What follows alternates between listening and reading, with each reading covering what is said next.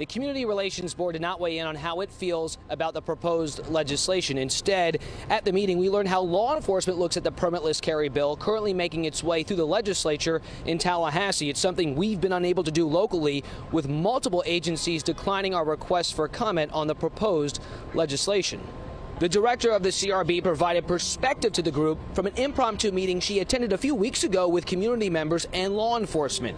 She told the board around 5 different law enforcement agencies were present and shared what she heard from those agencies. Now, this puts us in a position of always assuming that everyone's carrying, right? And then on the community's perspective, what we're often hearing in the community is that there's a lot of misinformation, that anybody can carry a gun, it's free for all. If the police have a gun, now they have a gun too. So it's almost as if we're setting up, for really, really bad things to happen. The board's focus is on education and engagement between the community and law enforcement. Board member Eddie Jervis also serves as a Miami law enforcement agency chaplain. He says officers tell him they're worried about the potential for innocent lives lost. Do they have any background check? What's their background? How have they been trained? How to use a gun? In the era of mass shootings, you're like wondering, okay, if you come into a scene, everyone want to play hero.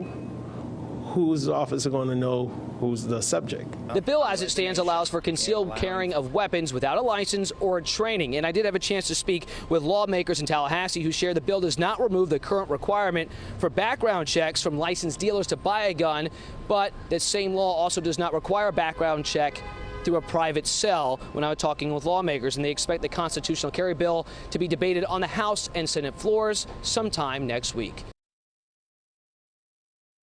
And that was CBS News Miami's Joe Gorcho reporting.